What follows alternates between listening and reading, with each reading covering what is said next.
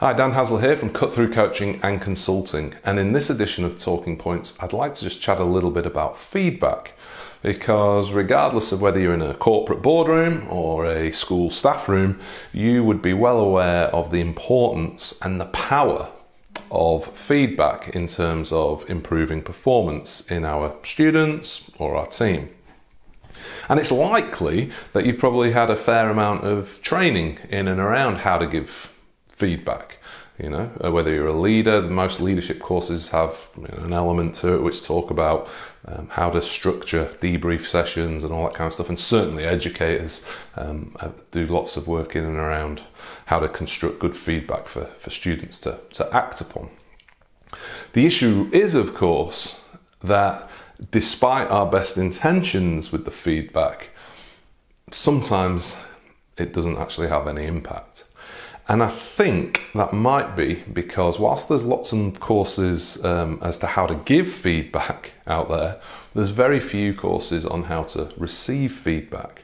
And what I mean by that is, we know as leaders or as educators that it's actually the negative feedback that we give, or the constructive feedback, or whatever feedback, however you want to frame it, the bit which is saying, look, you need to improve this. We know that's where the gold is. We know that's where, if they could take that on board and act on that, things will improve.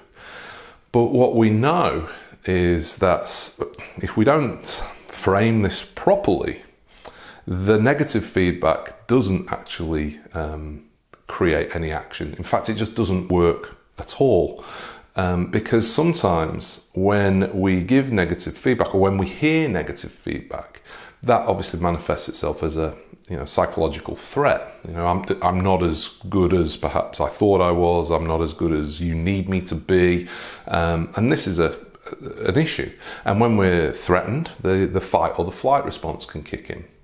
And I've often reflected on how the typical debrief might go. So obviously leadership have been on a course, taught you how to give feedback, and typically if you walk into your feedback session after, let's say they've overseen a project you've been on, or they've observed you doing stuff or whatever, you go into your debrief session and it starts with a positive. It starts with, you're really working well here, because leaders have been told that's how you start a feedback session. We then get to that negative bit, in the middle of the talk, right? And they'll say something like, oh, have you ever thought about, or could you tell me why? Or, tell me a little bit, why haven't you done it this way? And it's at this point where the theory suggests that we're going to start learning. We're going to sit up and go, oh, I've never really thought about that. I just do it. Have you got another idea for me? That's what the theory suggests should happen. In reality, what happens is the hairs on the back of our neck stand up and we go, hang on. Okay, I'm under threat here now. And rather than going into this greyish area, if you like, we start justifying, we start backing up why we did what we did. And we sort of just navigate through that very uncomfortable period of the debrief. And then, of course, the debrief finishes with another positive, because the theory suggests if we finish on a positive, we're going to be inspired to go and work on the negatives. In reality, what happens is we finish on a positive, and then you, or the person being given the feedback, goes and debriefs on the debrief. Oh, you can't believe what he said to me. What do you know about that? And, what would he know about the job I have to do? When was the last time she was, in my role? Times have changed since then. Blah blah blah blah. And that's always been kind of like a gut feel that I've had, that I've seen this happen. And so I was really interested to pick up this month's edition of Harvard Business Review. And in it, there's an article which says, negative feedback rarely leads to improvement. Now, if you were to search for this online, I'm sure you'd find it. But what this study reflected was that when people get given negative feedback, one of the first things they do is they go and surround themselves with people who they think are going to give them better, more positive feedback, to kind of like dilute the negative experience they've had, maybe to reinforce their own perspectives. Now, this is important because we don't necessarily recognize this works as leaders or as educators. We just think they're going to work on it, but they don't. People go away and surround themselves with people who will give them better feedback. So the question is, if they get better feedback, at what point does your feedback become irrelevant?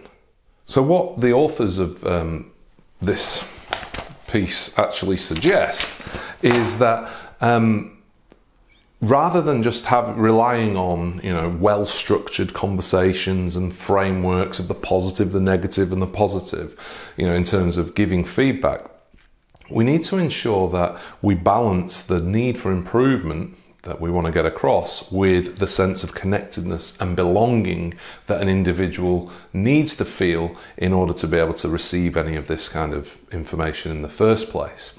So I guess what I take from this is it always keeps coming back to relationships. It keeps coming back to recognizing that we're all humans. It keeps coming back to the fact that no amount of frameworks or strategies will, trump the fact that it really comes down to those innate human requirements that, I need to feel valued and I need to feel a sense of belonging here. Because what we find is, we're expecting things to happen once we've given the feedback, but actually whether anything happens here or not will largely be dependent on everything that happened prior to the feedback. So I'm not sure if that resonates with you on any level. If it does, drop a comment in. If it doesn't, drop a comment in. Always keen to hear what you make of these talks. As always, you can hit us up on Twitter, or obviously subscribe to the YouTube channel here. If you've got any questions or suggestions for topics for Talking Point, again, please get in touch. But until our next Talking Points video, take care, take it easy.